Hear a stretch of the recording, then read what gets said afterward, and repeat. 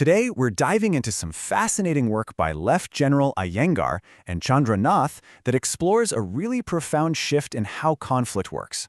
We're talking about a war that isn't fought for land or resources, but for the one thing that controls everything else, the human mind. So let's just kick things off with a big question. When you picture a 21st century battlefield, what pops into your head? Is it drones, cyber warfare, maybe satellites? Well, what if the most important, the most decisive high ground wasn't any of those things? The authors of this work are basically telling us to look past all the usual domains of war. It's not about who controls the seas or the skies anymore. It's not even just about controlling the flow of information in cyberspace. Something much, much more fundamental is happening. That's it, right there. The human mind. This is what they call the new high ground. The core idea here is that winning is no longer just about taking out an enemy's tanks or ships. It's about fundamentally shaping how they see the world, how they interpret reality itself.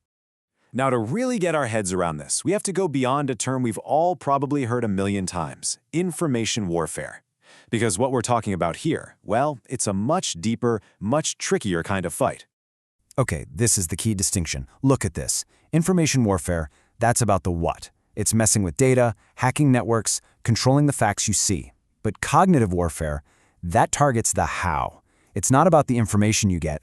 It's about the very machinery in your brain that processes that information. It's a fight over how you think, how you form your beliefs, and ultimately, how you make your decisions.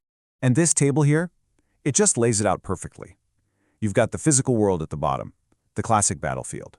On top of that, you have the information domain, the digital world. But the cognitive domain is the deepest layer of all.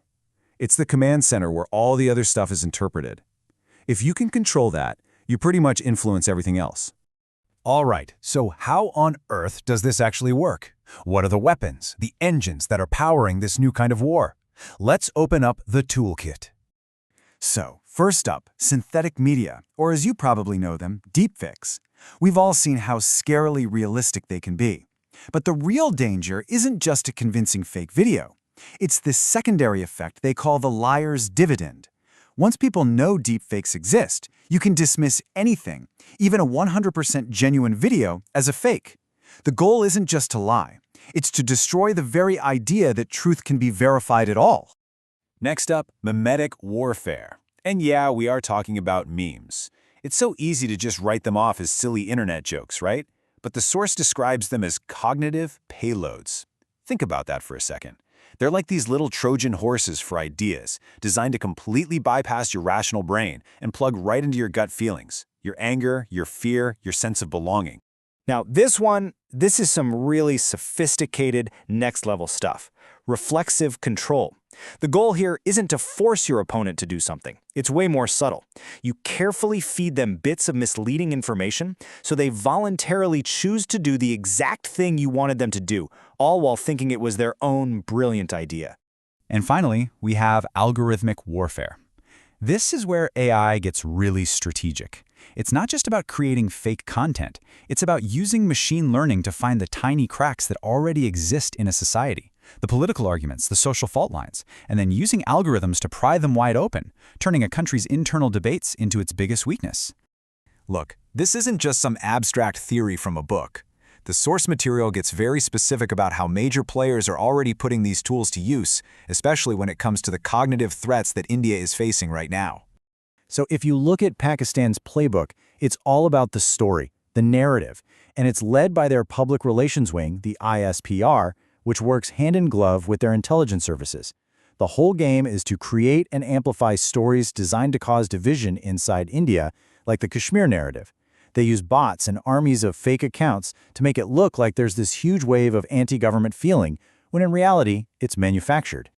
China's approach, on the other hand, is way more high-tech. They call it intelligentized warfare, and the stated goal is literally mind dominance. It's built on their doctrine of the three warfares: public opinion, psychological, and legal warfare. And get this, they're even looking at brain warfare, using neurocognitive science to directly influence how people think.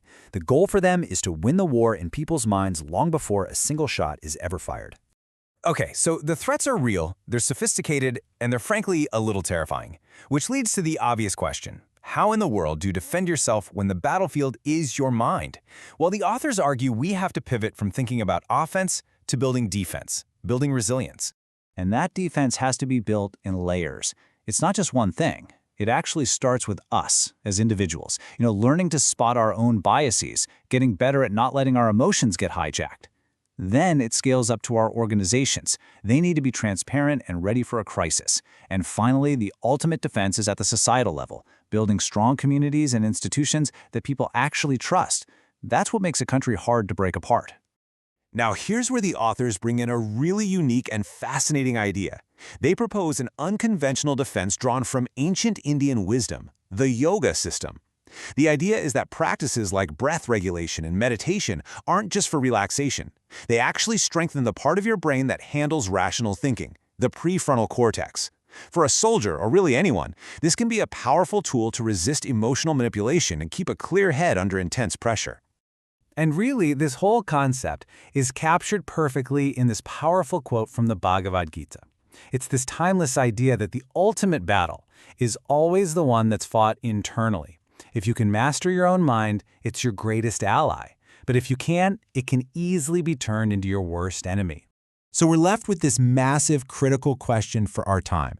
If another country can systematically change how your citizens think, what they believe, and how they vote, what does national sovereignty even mean anymore? This isn't science fiction. It's the new reality we're living in. And it really forces you to wonder, in this new age of algorithmic conflict, is securing the mind the new definition of being a sovereign nation?